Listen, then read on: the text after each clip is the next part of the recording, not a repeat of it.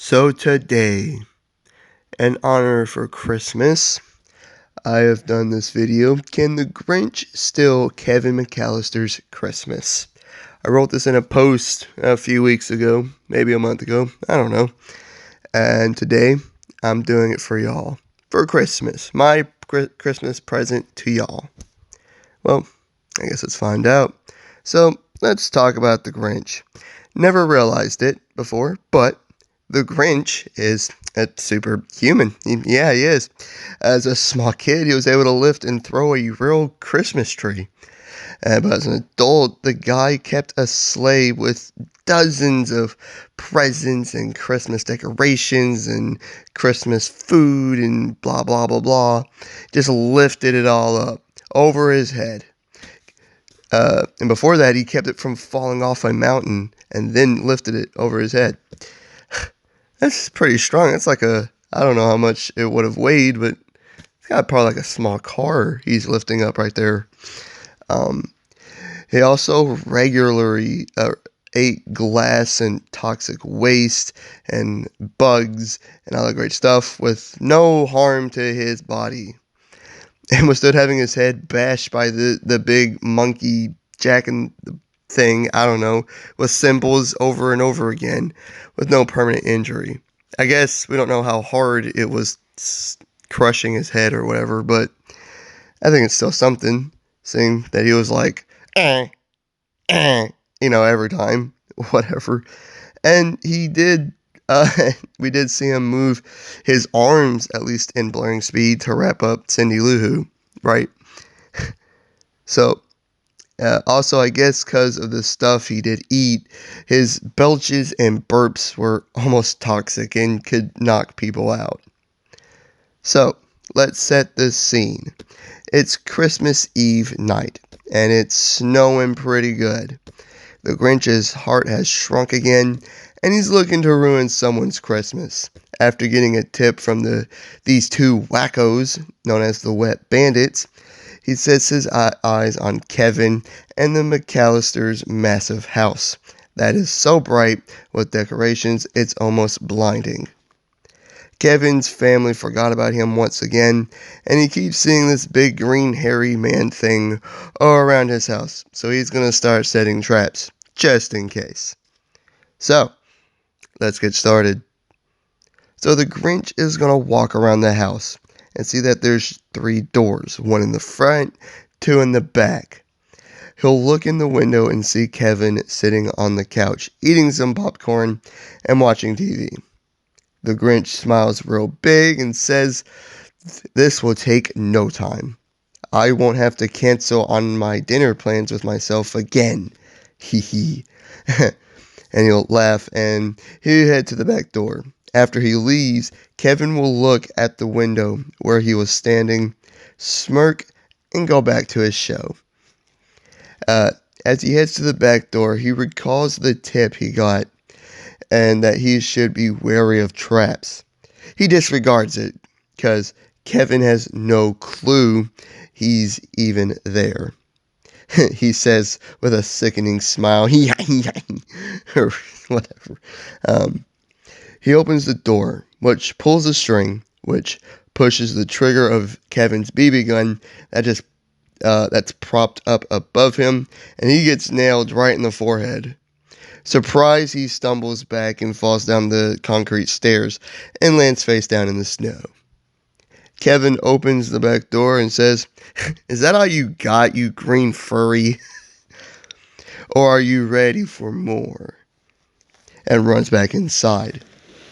The Grinch angrily gets up and starts walking towards the door, mumbling, "I'll show you, green furry, nah, nah, nah, nah, nah." And then realizes the door is now locked. Baffled by this discovery, he yells, "You're gonna cause me to cancel on myself. Again! No, I won't have it. I refuse." And he heads to the basement door. He goes to open the door, but it too is locked. Well, he refuses to be denied by a door again, and is able to bust it down. But when he does, he steps on a skateboard, and it goes flying out from under him, and he falls. He lands back first on hundreds of thumbtacks.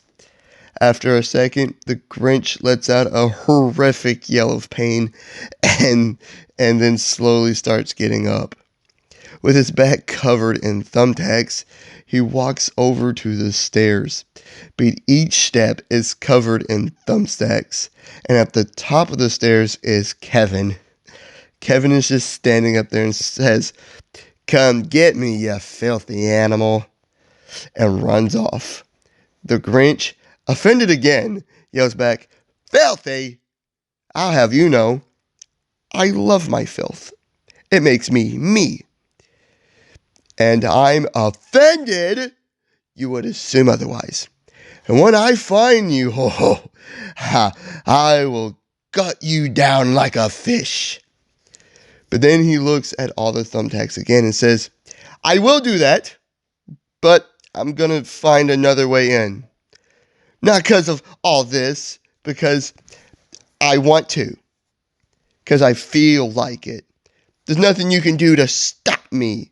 And he carefully walks back to the back door and goes outside.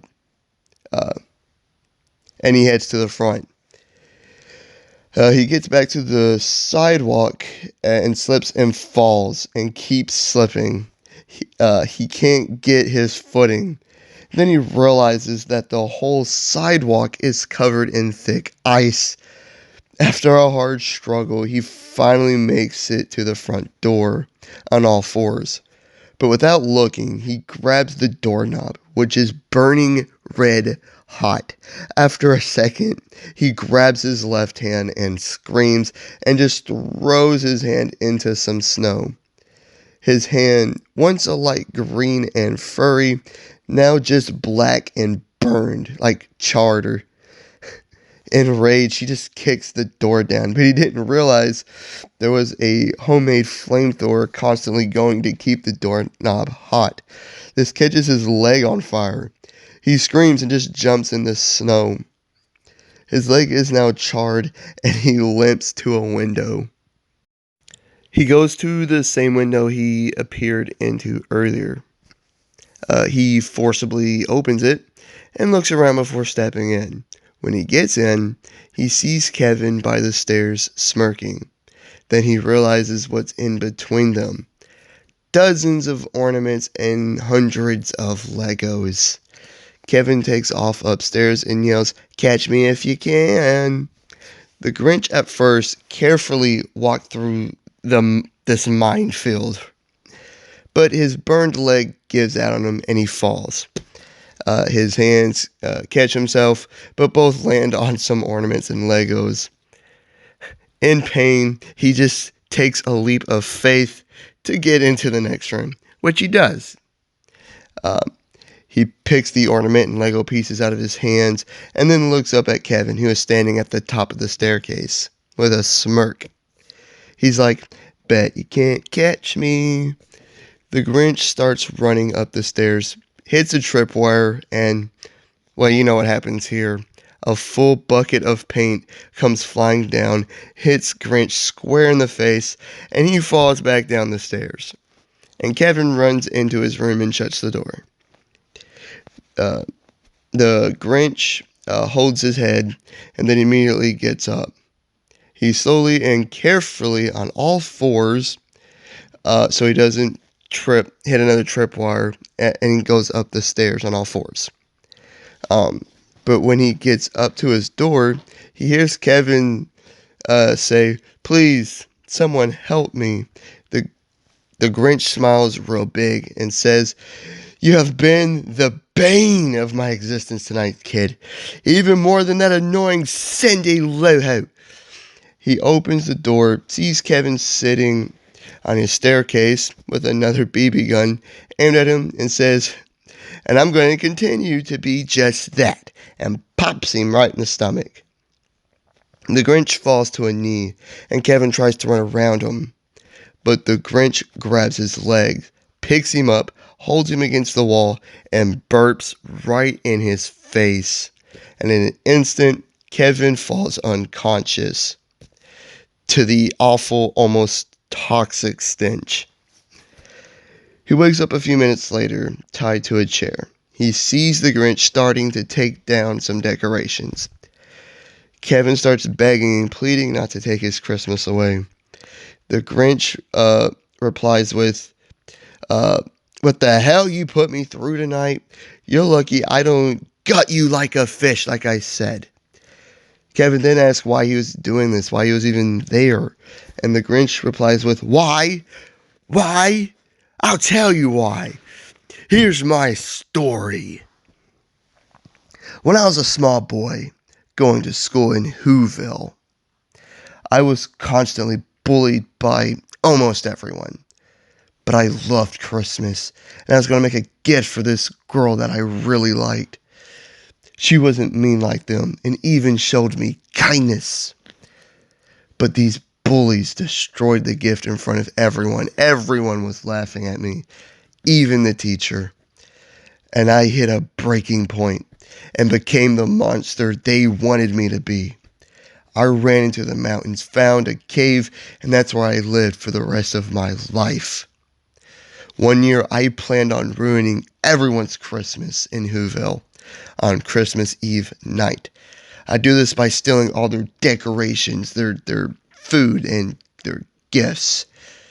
But a little annoying girl named Cindy Lou Who came into my life and made me care.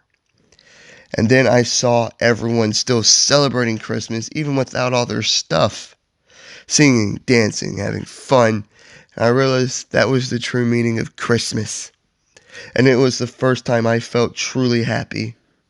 It literally felt as if my heart grew 3 times the size. So I returned all their stuff, and we all had a great day. The best day ever.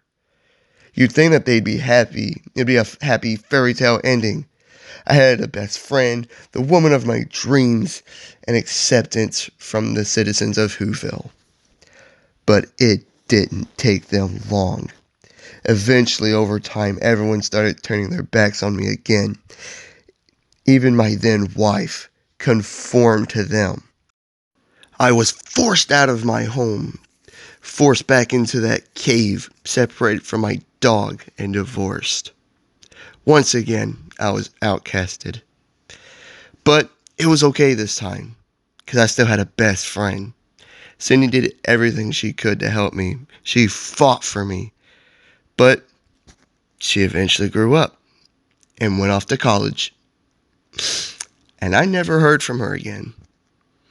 So then it was just me in that cave, full of trash, all alone.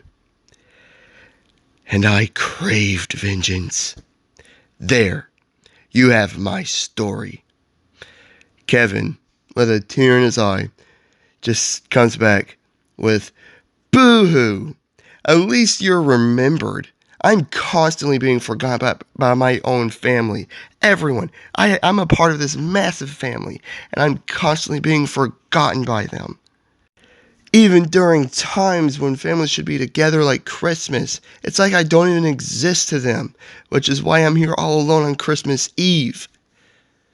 The Grinch, puzzled for a moment, drops the decorations and just sits down in a chair in front of him. He says, You have a problem being forgotten. My problem is no one can forget me. My past. Ironic. Sorry about your forgetful family. And about tonight. Evan replies with, I'm sorry for the burns, cuts, bruises, and the pain that I put you through tonight. Hey, you want to help me clean up and, I don't know, spend Christmas with me? You have to be gone by sunrise, as my mom has a habit of finding me on Christmas morning. The Grinch, who can feel his heart growing again, replies with, I'd like that. But before we get started, can I use the telephone? Kevin's like, yeah, why? And the Grinch responds with, well, since I'm doing this now, I have to cancel on myself. The night was filled with cleaning and talking, laughing, music, and dancing. The Grinch left for Whoville before sunrise, and and had his sights set on writing a letter to Cindy.